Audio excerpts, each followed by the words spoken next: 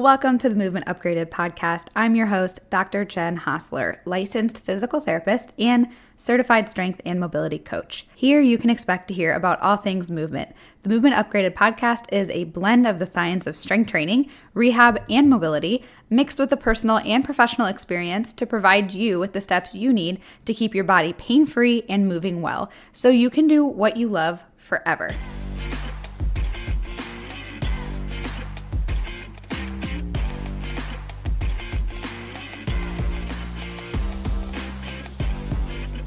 Hello. Welcome back to the podcast.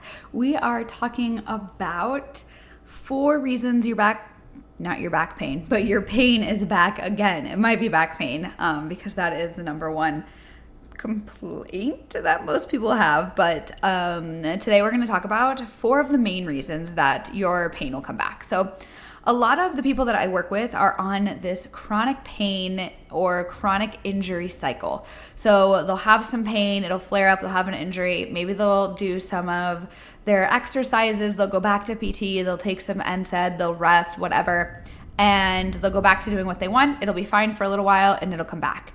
And it's just this thing, and it either is continuing like a plateau, like it doesn't get better, or it's getting worse. So the severity is worse, or they're not recovering very well, or they're getting back to their activity, but they're constantly having to modify more and more until they're literally at their wit's end. They come see me. That's kind of the trajectory of most people that I work with. So this may have been introduced or invented or coined by somebody else, but I came up with the idea of the chronic injury cycle because that's what I see a lot, right? And it's what I help people break through. There are handfuls of reasons that these nagging injuries stick around and won't get better. And a lot of it has to do with the old model of rehab and how we approach pain and injuries, and also the subpar care that is at most generic clinics. I'm not going to dive too much into that right now, but the old model of thinking is really biomedical, and I've talked about that in the pain neuroscience episode, so check that out if you want to learn more about it. But it's not understanding that pain and injuries, especially pain specifically, is a byproduct of a lot of complex things. The Biopsychosocial Model encompasses a little bit more of the understanding that we are full humans, and our quality of our relationships, our environment, our stress, our sleep, our nutrition, all of that actually impacts the pain that we feel. And so part of that is why we have these injuries that come back a lot.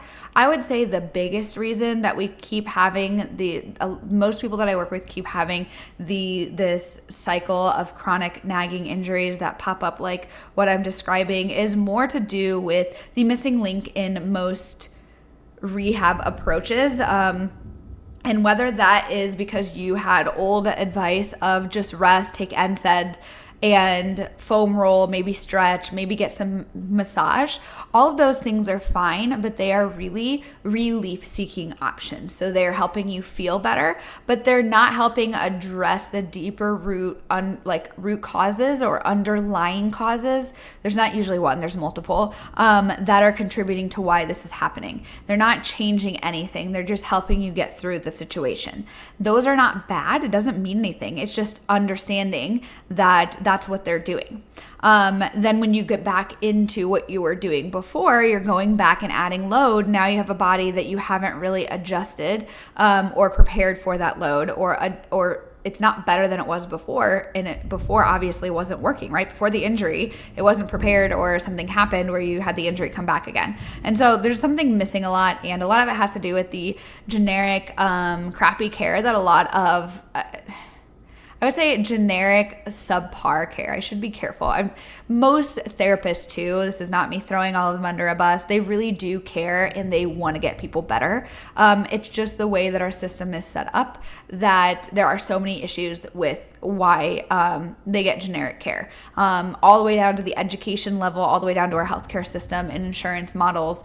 All of those things come into play in why therapists are missing things. But if you've had generic rehab like glute bridges and clamshells and these basic long lists of exercises that never progressively overloaded you into more weight and you're somebody who lifts weights or is very active, you need something that's more than just laying on the table doing some stretches and doing a couple of clamshells and glute bridges. So you likely need something either like more weight, or you need something that is directly influencing the joint from the inside out and really kind of more specificity and addressing the tissues that are injured. A lot of the generic approaches in rehab are very general, which really work well for a sedentary population, but they don't work well for somebody who's active. People who are active need a little bit more preparation for the activities that they're doing. And unfortunately, most therapists just don't understand that because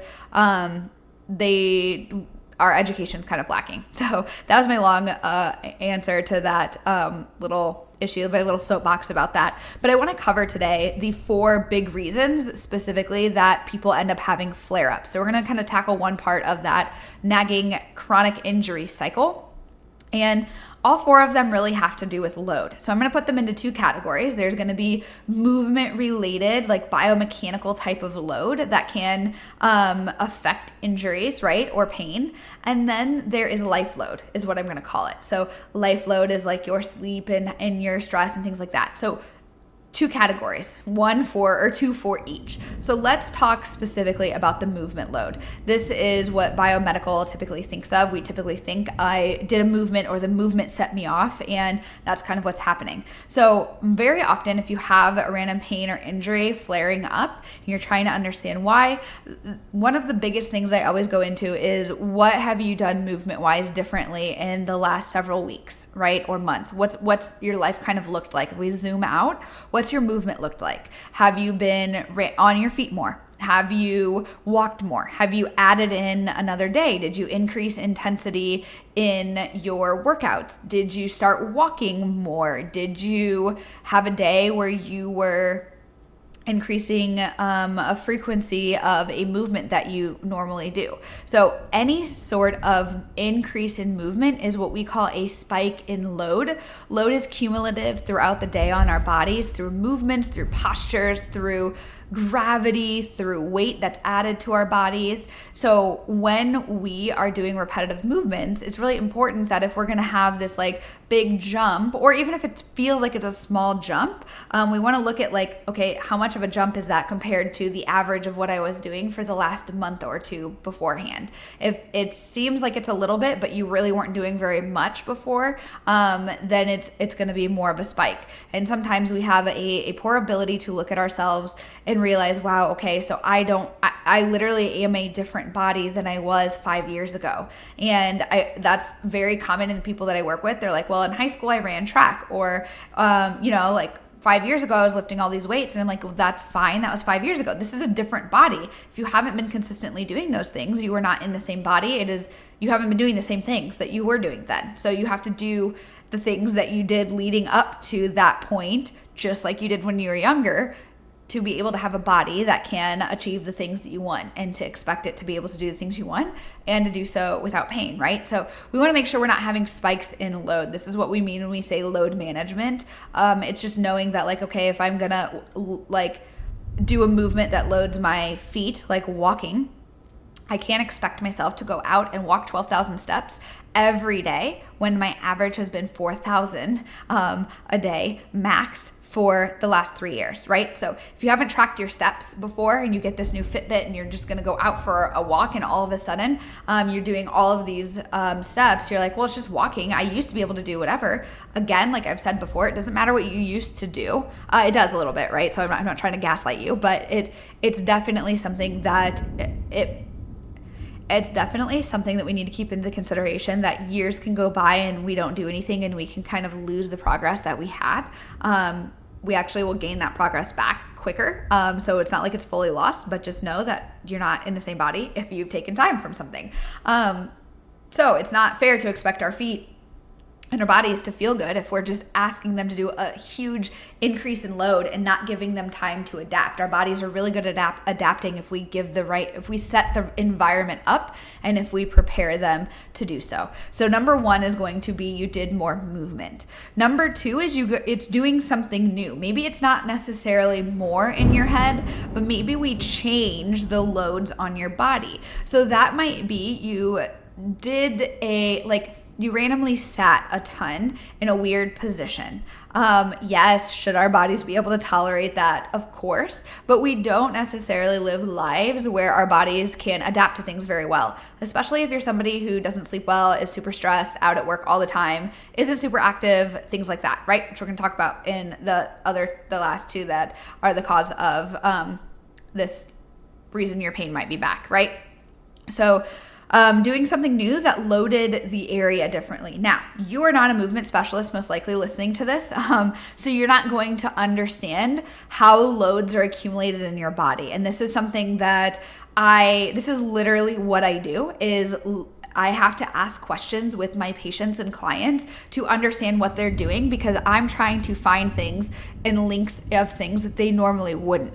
And as they work with me, they start to learn that, and I teach them that, and then they're able to navigate these things and understand them better. But I'm constantly asking questions and clarifying, okay, well, what else did we do? What other things? And very often people will leave out information that they think isn't related, but as I pry and ask more questions, they will start to share things. I'm like, I don't want you to tell me what you think I need to know. I want you to just relay it down, like what's been going on. And you'd be surprised at how often it's something they didn't think was related. And then I share that with them. They're like, that makes a lot of sense. And then boom, we have a light bulb moment. I love light bulb moments. And then in the future, they know that that is something that it might flare them up in the future, but two, that we can adjust their training or their programming now to prepare them for that, right? So, everything in a lot of rehab and mobility work comes down, and fitness in general comes down to physical preparedness. And it's just, how can we prepare your tissues to tolerate the loads that they're experiencing a little bit better? So that is going to require, right, that understanding of how loads happen. Where are loads dissipated in your body as you do a squat or a deadlift? You might not know that, but again, just kind of thinking about movements or postures and thinking about things that way is really helpful, and that's why this podcast exists, right? So there is a thunderstorm happening right now because I live in Florida. So if you can hear that, maybe it's like some, I don't know, ASMR. I don't think that's ASMR, but hopefully you can tolerate a little bit. We've had a lot of interruptions with our podcast dispatching episode. So anywho, let's get back to different loads. So changing something can mean your posture changed, right? So like maybe you did something differently. If you have a child and you're used to like maybe pushing them in a stroller, and one day you decide to wear them in like the front carrier or something, that is changing and adding load to your body, and that is affecting what load your tissues are having on them, and so they can become sensitized or irritated or injured, right? So just little things like that. It might be something as simple as changing your shoes or wearing a shoe that you didn't realize. It can change your entire posture. So your shoe, and again, most people's bodies can tolerate things very well, but the people that I work with, their bodies are not great at adapting, and we're not great at adapting quickly. We usually can do so pretty chill, but we can usually do so when it's pretty minimal and we give ourselves lots of time to adjust and prepare. But if it's like a big change, so like you change your shoes and you wear them for hours, or you go for several thousand steps, that's a new way of loads on your body. So in some ways it can be, we could have like some DOMS from something like that. But in other ways, that DOMS can become significant enough that it's actual like tissue sensitivity that becomes a pain or an injury that flare up, right?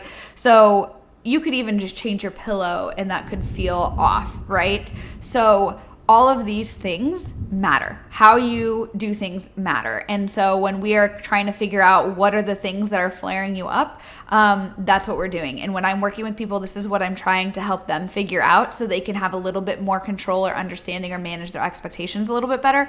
And it also tells me what I need to do with them to prepare them for the different changes in their lives. And in the very least, it helps us understand and connect the dots a little bit, which makes us feel like we have a little bit more sense of control, which automatically can help us feel less pain, which is pretty cool. So sometimes just being able to understand why can be very calming and make us feel better. And then we're able to manage our negative thought spirals that happen when we have an acute flare up or our pain that's back again.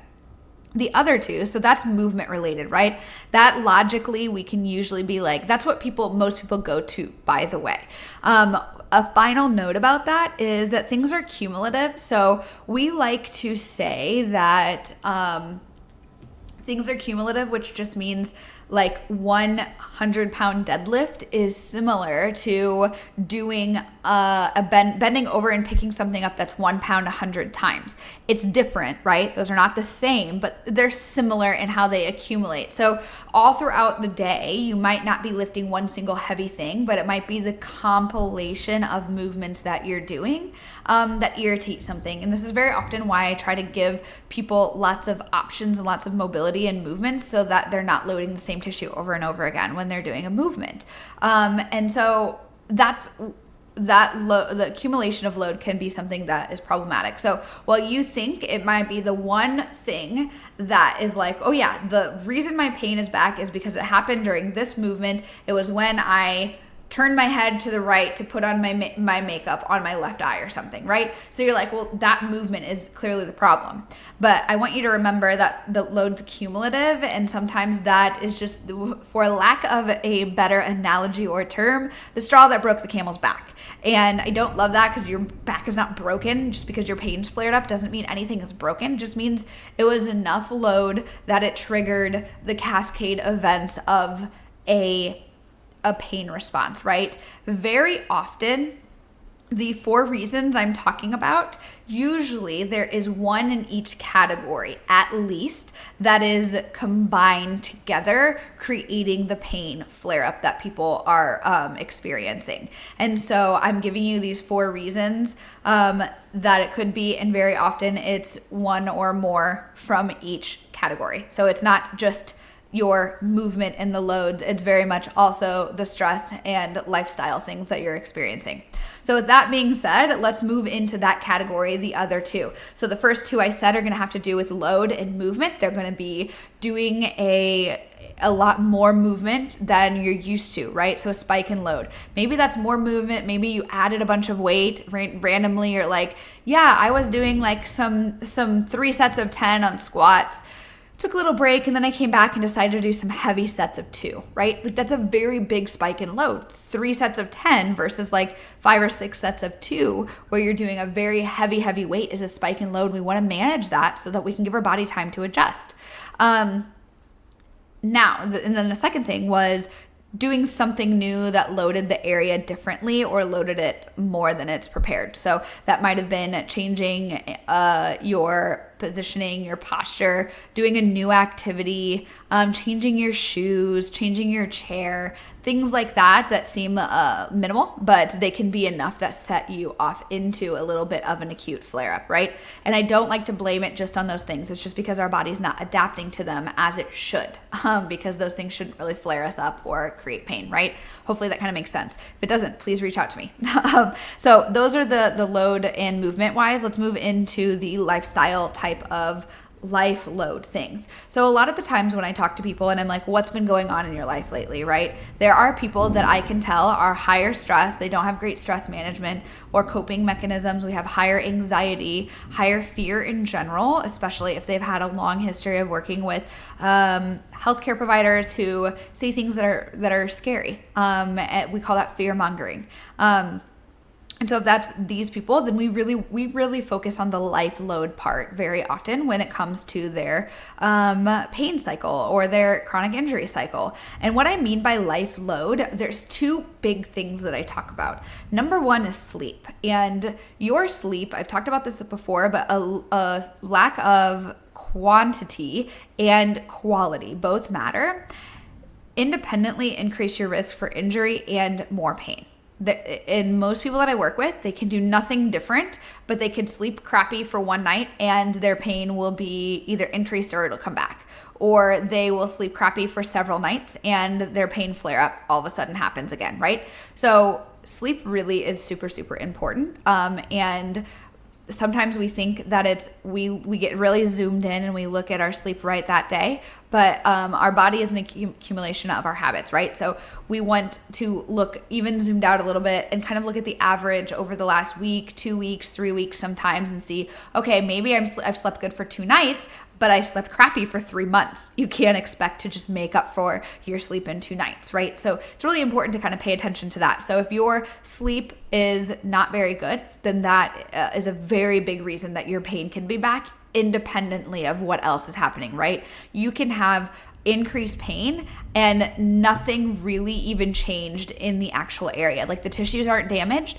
You can actually have increased pain from not sleeping well and have increased inflammation in the area just from your daily movement.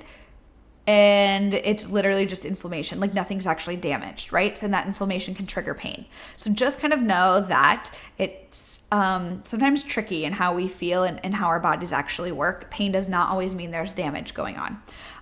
The other part of the life load that can contribute to the pain coming back is going to be stress. And stress is one of those things that is like hated on a lot in the world because we realize how much stress affects us, but it's not the actual stress, it's our response and it's our relationship with stress, right? We are going to experience stress. We need to experience stress. That's actually what keeps us getting better and prevents us from going backwards, right? We need healthy stress of like pushing our comfort zones in our life to get better. We need stress of exercise to actually make our muscles grow and to make ourselves more fit, which actually decreases our risk for all of the other health factors, right? So we need stress, right? It's just our relationship with stress, and it's how much stress we're experiencing versus how much we're recovering from.